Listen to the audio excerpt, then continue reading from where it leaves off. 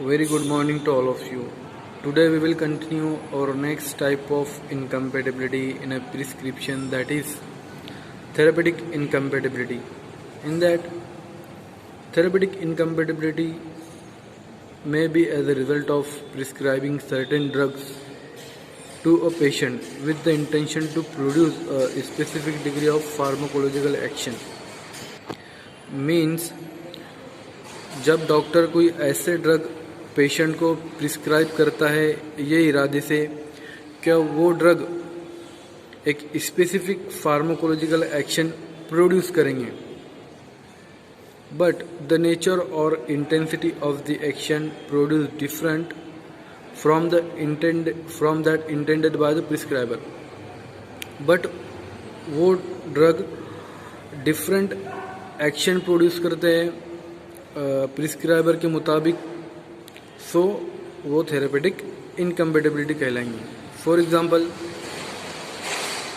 कोई डॉक्टर अगर pain killer ointment लिख के देता है पेशेंट को और वो ऑइंटमेंट पेशेंट को स्वेलिंग, इरिटेशन या इचिंग प्रोड्यूस करता है on a particular area, so वो थेरेपेटिक इनकम्पेटिबिलिटी कहलाएंगे. This occur due to the following reason. और therapeutic incompatibility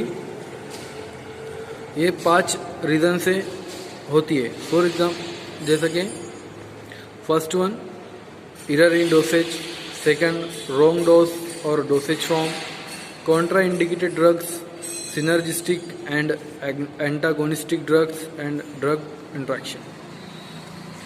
First one, error in dosage. Many therapeutic incompatibilities result from error in writing or interpreting the prescription order. बहुत सी therapeutic incompatibility ये वजह से होती है कि जो डॉक्टर जो प्रिस्क्रिप्शन का जो ऑर्डर में लिखता है, वो राइटिंग जो ऑर्डर में प्रिस्क्रिप्शन को लिखता है वो एरर में प्रिस्क्रिप्शन लिखने की वजह से थेरेपेटिक इनकम्पेटिबिलिटी भी होती है. The most serious type of dosage error in the dispensing is overdose of a medication.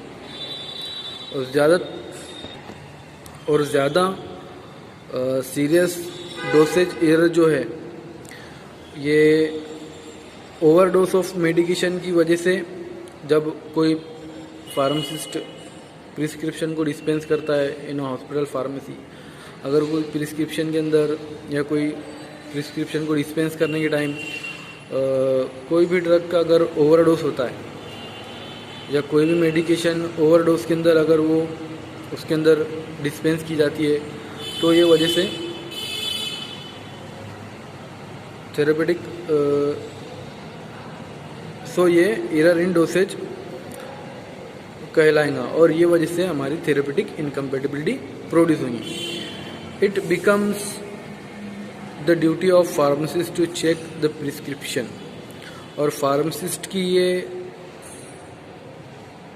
Duty है कि वो हर एक प्रिस्क्रिप्शन को अच्छे से नोटिस करे, उसको चेक करे बिफोर डिस्पेंसिंग इट. उसको डिस्पेंस करने से पहले कि अगर कि उसके अंदर कोई ओवरडोज तो नहीं लिखा हुआ है कोई ड्रग का थ्रू द प्रिस्क्राइबर और not. Pharmacist is often in a position to detect such error and help to avoid such problem. और फार्मासिस्ट ज़्यादातर ऐसी पोजीशन में होता है, तो उसने ये सब एरर्स को अच्छे से डिटेक्ट करना चाहिए या फिर उसको ऐसी सब प्रॉब्लम्स को अवॉइड करना चाहिए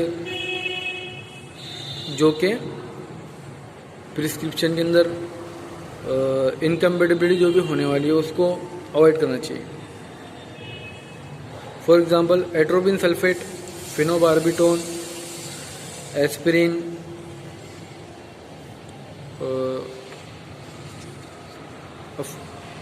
एग्जाम्पल के तौर पे ये जो प्रिस्क्रिप्शन है, हम ये प्रिस्क्रिप्शन को देखेंगे कि इसके अंदर क्या क्या इनकम्पेटिबिलिटी है.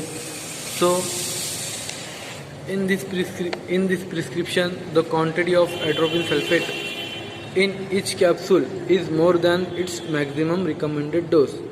अब ये जो प्रिस्क्रिप्शन है इसके अंदर जो एट्रोपिन सल्फेट की जो क्वांटिटी वो ज़्यादा है in each capsule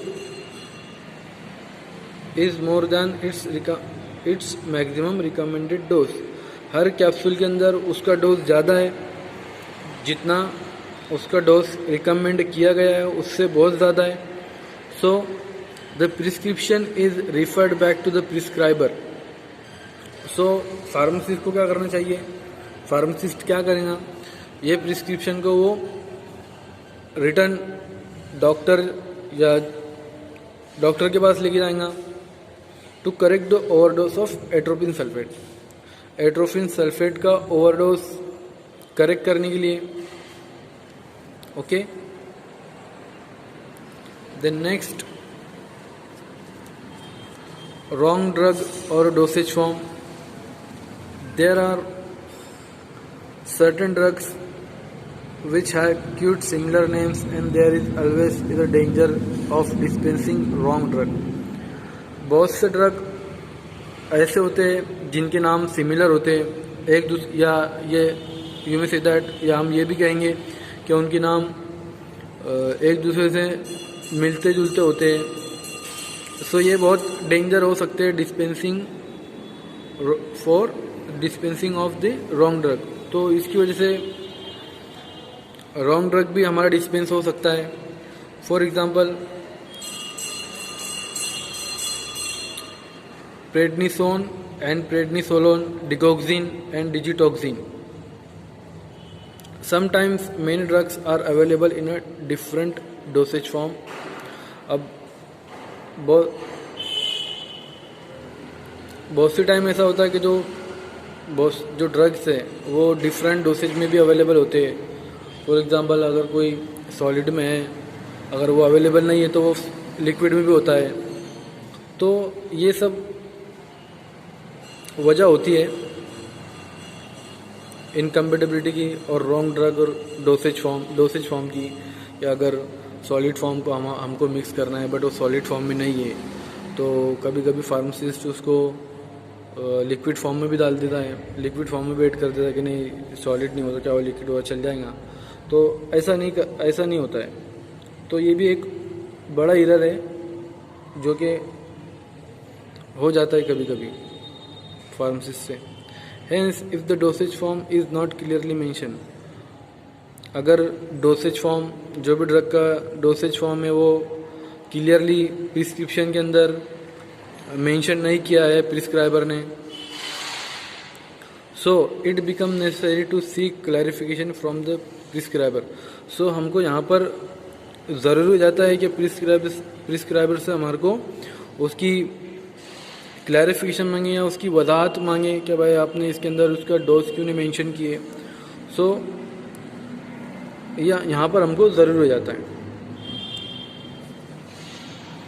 then third, contraindicated drugs.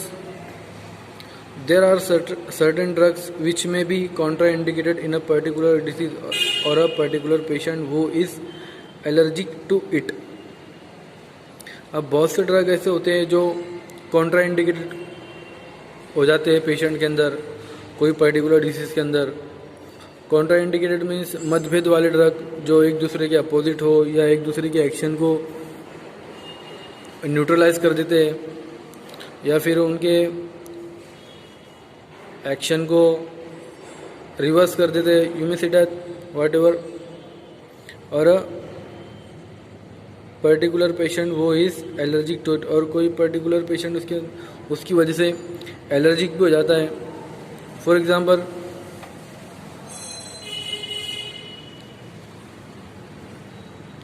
corticosteroids are contraindicated in a patient having an active peptic ulcer.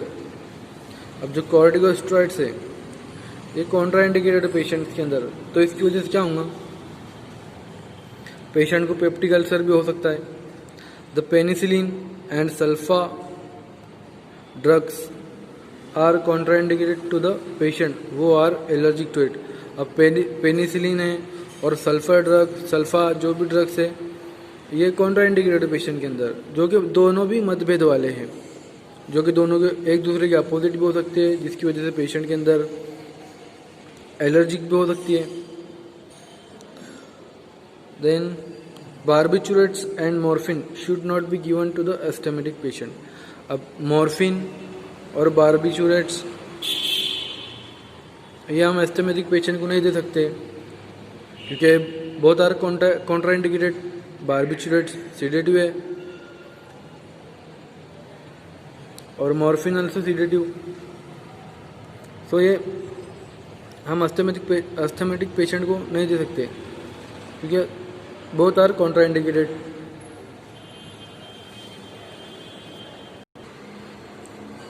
For example sulphadiazine, sulphamerazine, ammonium chloride.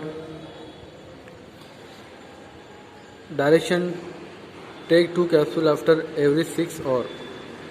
अब ये प्रिस्क्रिप्शन के अंदर क्या कॉन्ट्रा इंडिकेटेड हो सकता है या फिर इसके अंदर क्या एरर हो सकता है? Ammonium chloride is a urinary acidifier. अब जो अमोनियम क्लोराइड है ये यूरिनरी एसिडिफायर है। It would cause deposition of sulphonamide in a crystal form in the kidney. अब ये जो अमोनियम क्लोराइड है ये यूरिनरी एसिडिफायर है, तो ये क्या कर सकता है? ये डिपोजिशन कर सकता है of sulphonamide in a crystal form in a kidney. अब जो सल्फोनामाइड का एक क्रिस्टल फॉर्म के अंदर ये डिपोजिशन कर सकता है किडनी के अंदर। सो उसकी वजह से क्या होगा? किडनी के अंदर किडनी स्टोन हो सकता है और यूरिनरी डिसऑर्डर भी हो सकती है, किडनी डिसऑर्डर भी हो सकती है। Hence prescription should be referred back to the prescriber. So यहाँ पर फार्मासिस्ट क्या करेगा? वो प्रिस्क्रिप्शन को रिटर्न बैक लेके जाएगा प्रिस्क्राइबर के पास और उसको करेक्शन कराएगा और सब्स्टिट्यूट कराएगा इसका अमोनियम क्लोराइड का। ओके,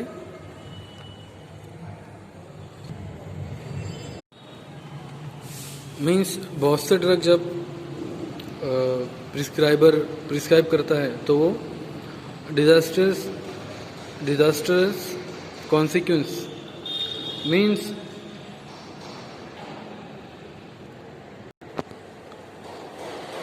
विनाशकारी परिणाम भी हो सकता है उनका, या हम यू मे से दैट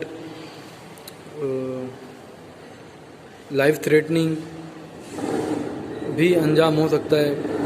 वैसे ड्रग मतलब लाइफ थ्रेटनिंग भी हो सकते हैं, डेथ भी हो सकती है ऐसे से। The prescription should be referred back to the prescriber for necessary correction. तो हम क्या करेंगे? प्रिस्क्रिप्शन को प्रिस्क्राइबर के पास लेके जाएंगे और ज़रूरी है क्या ऐसे प्रिस्क्रिप्शन के अंदर जो भी ड्रग ऐसे हैं जो सिनर्जिस्टिक है या एंटागोनिस्टिक, तो उनको हम उसका करेक्शन कराना, उसको सब्स्टिट्यूट कराना ये बहुत ज़रूरी है। क्योंकि वो क्या होगा? थेरेपेटिक इनकम्पेटिबिलिटी इंक्रीज होंगी जो कि लाइफ थ्रेटनिंग भी हो सकती है। फॉर एग्जांपल यहाँ पर एक प्रिस्क्रिप्शन है एम्फेटामाइन सल्फेट, एफेड्रिन सल्फेट। ये प्रिस्क्रिप्शन बनाना में syrup up to 100 ml make a mixture. अब इसमें क्या हुआ? In this prescription there is a combination of 2 sympathomimetic drugs. So इस प्रिस्क्रिप्शन में क्या दिया हुआ है? 2 सिंपैथेटिक ड्रग्स दिए हुए। अब 2 सिम्पैथोमाइमेटिक ड्रग्स क्या करते हैं? ये इंक्रीज करते हैं action of endogenous catecholamine of the sympathetic nervous system. So there is a need to reduce the dose of each drug. तो यहाँ पर हमको each drug का जो डोज है वो हमको रिड्यूस करना है। The prescription should be referred back to the prescriber. तो अब क्या करेंगे हम, अब दोनों ये प्रिस्क्रिप्शन में डोज हमको कम करना है तो प्रिस्क्राइबर के पास, डॉक्टर के पास जाएंगे प्रिस्क्रिप्शन को लेके, जो कि फार्मासिस्ट डिस्पेंस करेगा। तो प्रिस्क्राइबर डॉक्टर के पास जाएगा, उसको वो डोज रिड्यूस करेगा, देन फिर वो उसको डिस्पेंस करेगा। Okay, when two drugs having the opposing pharmacological effect are prescribed together antagonism occur. जब दो ड्रग अपोजिंग है, जब दोनों ड्रग का फार्माकोलॉजिकल एक्शन और इफेक्ट दोनों अपोजिंग है, दोनों एक दूसरे के अपोजिट है या दुश्मन है, तो यहाँ पर एंटागोनिज्म इफेक्ट ऑकर होगा, जो कि दोनों की एक दूसरे की जो सेपरेट जो इफेक्ट जो पहुँचाएंगे, जो एक्शन है सेपरेटली ड्रग का, जो उनका जो एक्शन है वो लेस हो जाएगा, कम हो जाएगा। तो यहाँ पर वो दोनों भी opposing drug antagonism effect show करेंगे। एग्जांपल, एसिटिल सैलिसिलिक एसिड और probenecid. Acetyl salicylic acid and probenecid are used in the treatment of gout. अब ये गाउट की ट्रीटमेंट के वास्ते यूज है दोनों ड्रग। However the combination of this leads to neutralisation. तो ये क्या करेंगे, दोनों भी ड्रग एक दूसरे को न्यूट्रलाइज कर देंगे, दोनों में से भी किसी का इफेक्ट नहीं मिलेगा हमको। So refer back to the prescription to the prescriber for necessary correction. तो यहाँ पर ये प्रिस्क्रिप्शन भी हम प्रिस्क्राइबर के पास लेके जाएंगे, फिर वो उसको करेक्शन करेगा, दोनों में से किसी को भी एक सब्स्टिट्यूट कर देगा, जिसकी वजह से उनका वो इफेक्ट सही से मिलेगा। और जो न्यूट्रल हो रहे थे एंटागोनिज्म इफेक्ट की वजह से, वो न्यूट्रल नहीं होंगे। The next, drug interaction. The effect of one drug is Altered by the prior और stimultaneous administration of another drug. The drug interaction can be usually be corrected by the proper adjustment of dosage if the suspected interaction is detected. अब इसमें क्या होता है, क्या अगर हम एक ड्रग ले रहे हैं और उसके बाद ही में दूसरा ड्रग भी एडमिनिस्टर कर रहे हैं, तो एक दूसरे के एक्शन को अल्टर कर देते हैं। द ड्रग इंट्रैक्शन, अब ये जो इंटरेक्शन है, ये जो ड्रग का इंटरेक्शन है, वो हमको करेक्ट करना है। कैसा, कि उसको हम कैसे अवॉइड करें। तो हम क्या करेंगे, एक ड्रग पहले ले लेंगे और एक ड्रग थोड़ी देर के बाद लेंगे, या फिर वो ड्रग का डोसेज हम जो भी डोज है उसको कम ज़्यादा करके उसके अंदर एडजस्टमेंट करके भी कर सकते हैं। For example, acetophenetidin, acetyl salicylic acid, caffeine,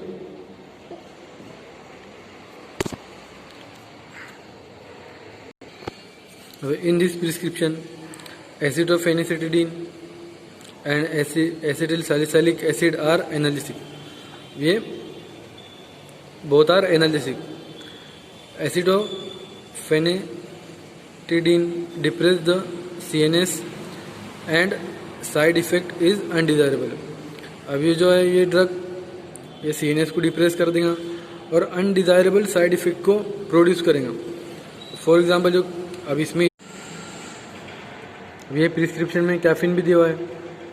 caffeine क्या है, caffeine is a CNS stimulant to neutralise the side effect of acetophenetidin. तो कैफीन क्या करेगा इस प्रिस्क्रिप्शन में का, वो एसिटोफेनेटिडीन के एक्शन को न्यूट्रलाइज कर देगा। मतलब ये एसिटोफेनेटिडीन ये डिप्रेस कर रहा है CNS को और कैफीन स्टिमुलेट कर रहा है, तो ये वजह से उसका इफेक्ट न्यूट्रलाइज हो जाएगा। The incompatibility is intentional. So dispense the prescription as such. अब ये इनकम्पेटिबिलिटी है, ये इंटेंशनल है। इसमें प्रिस्क्राइबर को पता है कैसा होने वाला है।